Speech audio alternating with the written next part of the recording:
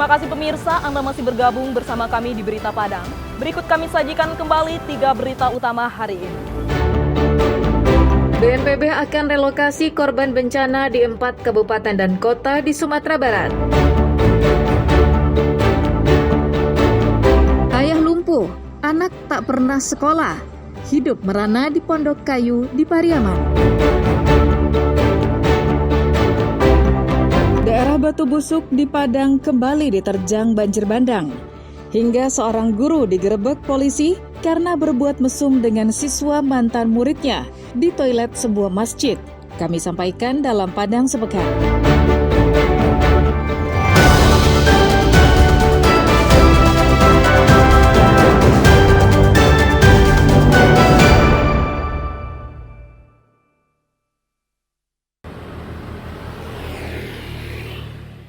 Seorang ayah dan anak hidup terlantar di Kelurahan Ujong Batuang, Kecamatan Pariaman Tengah. Mereka tinggal di rumah kayu yang tidak layak huni. Bagian dalam rumah dan kamar-kamarnya telah rusak, tak lagi layak dipakai. Ayah dan anak ini tidur di bagian depan atau teras rumah. Ayahnya tidur di kursi. Anaknya tidur di lantai kayu beralaskan tikar kusam. Rumah tua peninggalan orang tuanya ini tanpa listrik.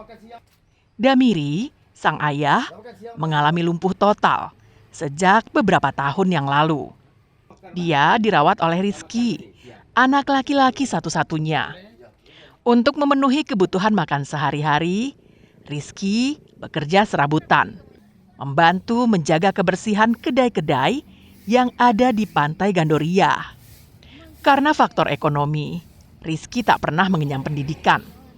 Uang hasil kerja serabutan yang diperolehnya dan berasal dari pedagang Pantai Gandoria dibelikan makanan untuk ayahnya. Jika hujan, mereka akan basah karena atap rumah dan lantainya bocor. Mereka tak punya pilihan lain. Karena itulah tempat satu-satunya untuk berteduh. Bantu-bantuin saya, orang-orang di sini lah, sekitar sini, bantu-bantuin ke pasar untuk membeli apa-apa yang tidak ada. Ya. Katanya buat kasih makan ayahnya, betul Bu? Ya, uang yang dipungut di sini buat kasih makan ayah, buat beli kopi ayah katanya. Lurah Ujong Batuang, Afrizon, yang mendapat laporan warga, datang mengunjungi Damiri. Lurah akan mengurus data administrasi kependudukannya terlebih dulu, agar Damiri dan Rizky bisa mendapatkan bantuan secara rutin dari pemerintah Kota Pariaman.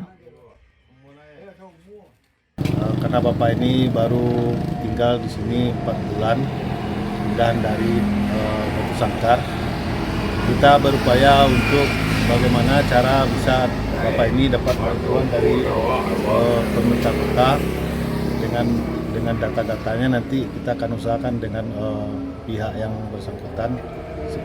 Apapun kondisinya, berdasarkan pasal 34 Undang-Undang Dasar tahun 1945, fakir, miskin, dan orang terlantar adalah tanggung jawab negara agar mereka bisa hidup layak sesuai standar kemanusiaan. Eki Rafki melaporkan dari Pariaman.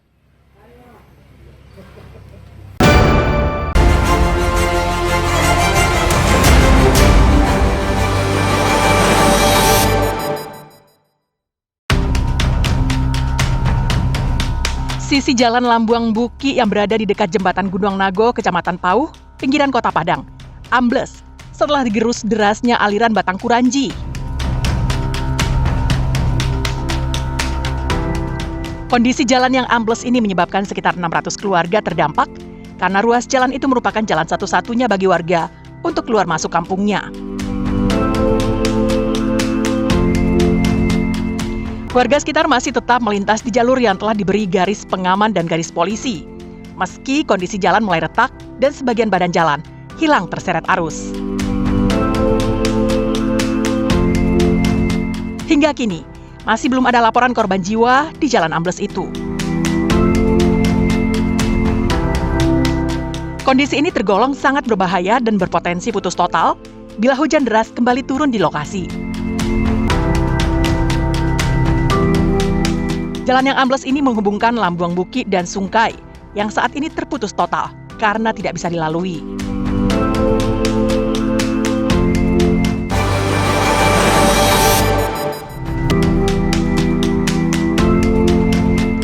Sebanyak hampir 100 kepala keluarga yang rumahnya hanyut dan porak-poranda akibat banjir bandang di 4 kecamatan di Padang saat ini tinggal di hunian rumah sementara yang berlokasi di Kayu Kale, tepatnya di belakang kantor Camat Koto Tangah.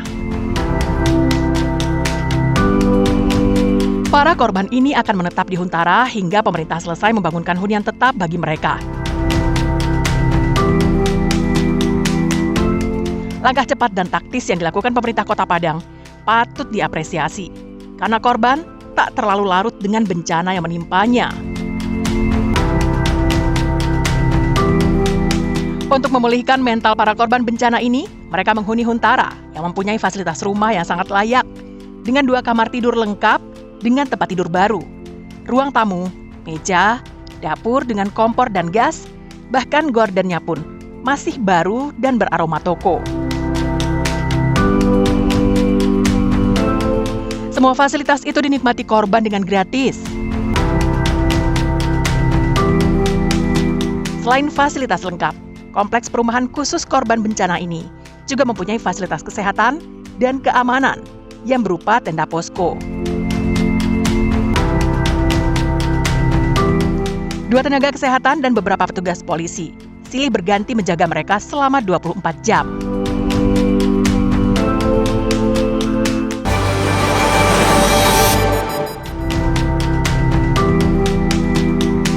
Berdonasi tak selamanya mengeluarkan uang dari kantong pribadi, tapi juga bisa dilakukan dalam bentuk lain. Seperti yang dilakukan oleh belasan tukang cukur di Bukit Tinggi ini. Mereka membuka jasa potong rambut dengan bayaran seikhlasnya, dan hasilnya akan didonasikan untuk korban bencana banjir di Sumatera. Cukur rambut amal itu merupakan strategi mereka untuk mengumpulkan donasi yang akan digunakan membantu korban bencana. Warga tidak dipatok tarif seperti biasa, namun diperbolehkan membayar seikhlasnya. Uang yang terkumpul akan diberikan untuk korban bencana. Selain di Bukit Tinggi, puluhan tukang cukur di Padang juga melakukan hal yang sama. Mereka berkontribusi untuk membantu para korban bencana banjir bandang dan tanah longsor dengan menyelenggarakan cukur rambut kepada masyarakat umum dengan biaya seikhlasnya. Menariknya, di antara puluhan tukang pangkas rambut ini, terselip seorang bocah yang masih duduk di kelas 6 sekolah dasar di Padang dan memiliki keterampilan mencukur rambut. Dia ikut andil memberikan pelayanan pangkas rambut kepada warga, khususnya kepada anak-anak yang ingin potong rambut.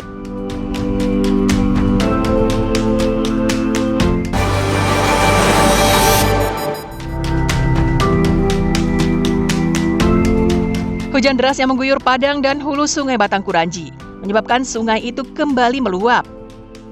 Luapannya juga membawa kayu dan material longsor. Akibatnya, banjir kembali menerjang kawasan Batu Busuk, Kelurahan Lambuang Bukit, di pinggiran Kota Padang.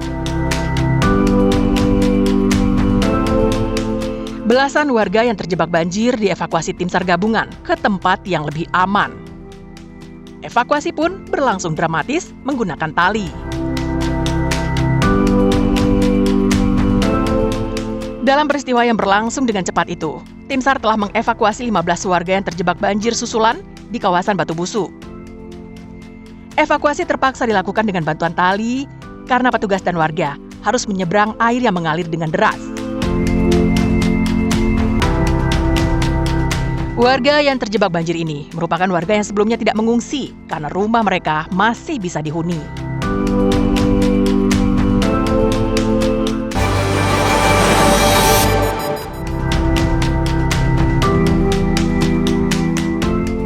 Polisi dari Polsek Bungus bersama warga menggerebek pintu kamar kecil sebuah masjid di Bungus, pinggiran Kota Padang. Dari dalam kamar kecil itu, keluar 2 pria. seorang lelaki parubaya dan satunya lagi masih muda. Saat digerebek, sang pria muda tidak mengenakan baju. Keduanya digerebek berdasarkan informasi dari masyarakat yang curiga melihat aktivitas mereka berdua yang masuk ke dalam kamar kecil dan berada di dalamnya dalam waktu yang lama. Mirisnya, salah satu pelaku merupakan aparatur sipil negara dan berprofesi sebagai guru, berumur 51 tahun. Sementara teman prianya baru berusia 18 tahun, yang merupakan mantan muridnya di sekolah tempat sang guru mengajar.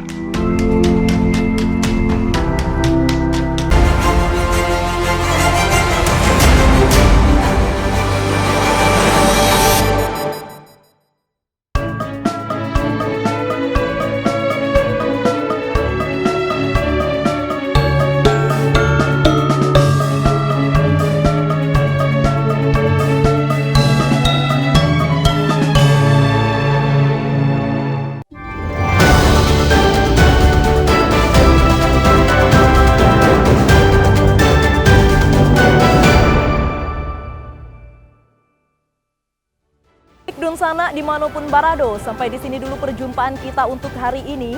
Saya Putri Febrina Marlini bersama dengan tim redaksi yang bertugas mohon pamit undur diri. Terima kasih atas kebersamaan Anda, tetap semangat dan sampai jumpa.